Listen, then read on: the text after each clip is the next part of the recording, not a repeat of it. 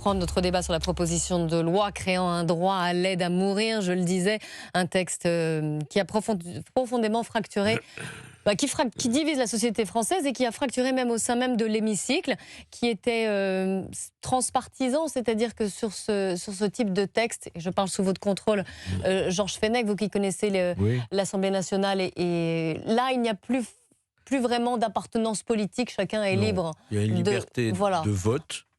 Moi, c'est ce que j'ai connu. En fonction de ses convictions personnelles. De vote, voilà, en fonction de sa conscience, de ses convictions personnelles sur ce qu'est la vie, la fin de vie, bien sûr, et qui dépasse tous les clivages politiques. Vous aviez des pour et des contre à gauche comme à droite, mais il y a eu une majorité qui s'est dégagée pour cette bonne loi, encore une fois, qui aurait mérité un soutien matériel avec des moyens, avec l'installation d'unités de soins palliatifs.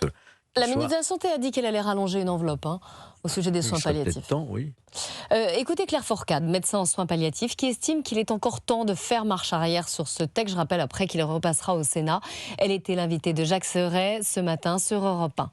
Ce que j'espère, c'est qu'un certain nombre de députés prennent conscience complètement du texte qu'ils votent, parce que je pense que beaucoup ne réalisent pas forcément les implications et ce que deviendra ce texte. Je pense que beaucoup de députés pensent voter un texte pour des situations exceptionnelles, alors qu'on est devant un texte qui très proche du texte qui est actuellement en vigueur au Canada et qui va ouvrir un très grand nombre d'euthanasies. Et donc, ce que j'aimerais, c'est que ces députés-là prennent conscience de ce qu'ils votent, pour qu'on n'ait pas dans 10 ans de députés qui nous disent « Ah mais moi, c'était absolument pas ça que je voulais ». Et donc, il y a vraiment cette nécessité d'ouvrir les yeux sur la nature du texte qui arrive à l'Assemblée. Alors, on va suivre évidemment le vote, ça aura lieu à 15h. Jean-Claude Dacier, est-ce que vous pensez qu'on est allé trop loin? On va trop vite, peut-être. Trop vite?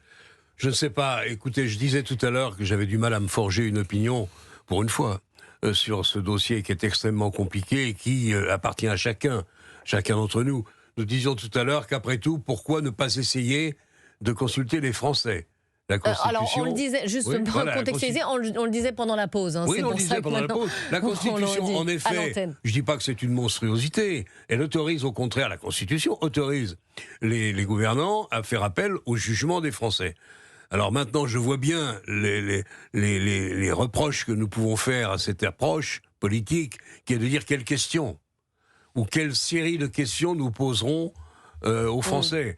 Mais enfin, je trouve que ce serait sans doute le seul moyen, ensuite, de faire une loi qui corresponde aux soins de l'opinion nationale française.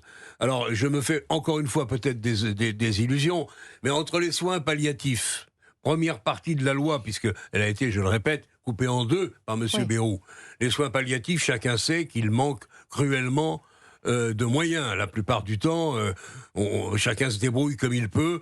En fait, les médecins, ça fait déjà longtemps qu'ils pratiquent l'euthanasie, sans le dire, avec l'accord de la famille. Ce sont des choses qui se font. L'aide à mourir, encore une fois, deuxième partie de la loi. Moi, je n'arrive pas à accepter ce concept. Aide au suicide. Aide à mourir. J'ai du mal. Alors, en même temps, je serais prêt à accepter, si on me convainquait de la pertinence d'une modification allant dans ce sens, qui est une ou deux unités en France, une au nord, une au sud, à Paris et une au sud, qui pratiqueraient, comment dire, la piqûre létale, avec l'accord évidemment des médecins. La liste serait déposée et connue. Certains médecins, sans doute, accepteraient de rendre je n'ose dire, cet ultime service aux malades. Peut-être qu'il y a là une solution possible. Mais enfin, encore une fois, reconnaissons que c'est une affaire plus que compliquée. Et je ne sais pas si, en principe, Madame la Présidente de l'Assemblée nationale, Madame Braun-Pivet, espère que la loi soit votée avant l'été. On verra, je suis pas sûr que Georges n'ait pas raison. Alors, parmi les amendements qui font débat, il y a cette création d'un délit d'entrave qui inquiète les soignants. Georges Fenech. C'est-à-dire qu'on ne peut pas s'opposer au... Bon, alors Jean-Claude Dacier, ça pourrait effectivement remettre en cause, je dirais, la clause même de conscience des médecins. Les médecins n'ont pas prêté serment pour ça. On l'a connu d'une certaine manière avec l'avortement aussi, thérapeutique. Mais je pense qu'en réalité, on a une vision qui est beaucoup trop, encore une fois, radicale. Il aurait fallu être beaucoup plus dans la nuance.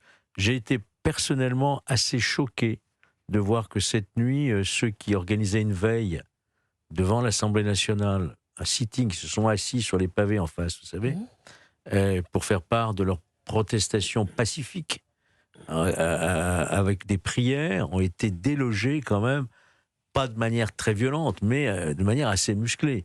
On a des images, je ne sais pas si vous avez vu, par la Bravem, qui est là normalement pour les manifestants violents, par les CRS et tout. Je trouve qu'il faut respecter un peu cette conscience d'une grande partie de nos concitoyens qui veulent manifester pacifiquement par un sitting leur opposition. C'était des veillées. Ça m'a particulièrement choqué, ça. En même temps, choisir sa mort n'est pas non plus quelque chose dont le concept nous heurte profondément. Choisir sa mort est une voie que l'on peut explorer. Je parlais il y a un instant, tout à l'heure, de mon ami Bietri, frappé, alors qu'il est encore jeune, par la maladie de Charcot, et qui dit « Je veux mourir dans de bonnes conditions telles que j'aurais choisi », et qui s'apprête, semble-t-il, à moins que la loi soit votée rapidement, à partir en Suisse. Est-ce qu'il n'y a pas... Je reconnais que là, j'ai pas de réponse. Où sont les limites? Je ne sais plus, je ne sais pas. C'est quoi une fin de vie? C'est combien d'années qui reste? Combien de mois?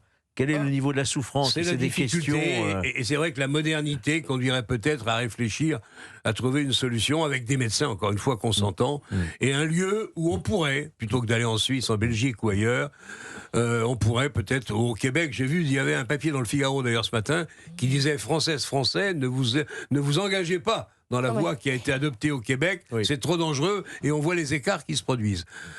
Encore une fois, c'est très compliqué. Écoutez, Maud Bréjon, la porte-parole du gouvernement, qui a estimé, elle, que le texte sur la fin de vie va trop loin. Elle était sur France Info ce matin. J'estime que ce texte ouvre une boîte de Pandore et ne pose pas les limites suffisantes pour prémunir la société des dérives. Mais c'est-à-dire, c'est quoi les dérives? Certains disent par exemple... J'estime que ce texte va trop loin. J'estime que la priorité doit être donnée aux soins et que tant que nous n'avons pas été suffisamment loin sur les soins palliatifs, tant que partout sur le territoire, ces soins palliatifs ne sont pas développés à un niveau suffisant, alors nous ne devons pas emprunter la seconde voie. Georges Fenech. Rappelons-le, ce n'est pas un projet gouvernemental, c'est une proposition de loi. Oui. Celle de mon ami, d'ailleurs, Olivier Falorni, que j'ai bien connu, député du côté de La Rochelle. Ça vient du Parlement, tu as raison. Ça vient, Olivier Falorni, ça fait des années qu'il se bat pour ça. Je respecte, moi, cette conviction, parce que c'est un homme de conviction. Bien sûr. Mais on voit bien que le gouvernement ne suit pas. Donc, on est loin du compte. Moi, je vous le dis, ça ne sera peut-être pas voté ni avant l'été, peut-être même pas avant la fin du quinquennat, parce qu'il y aura des obstructions législatives, on sait faire, à droite notamment.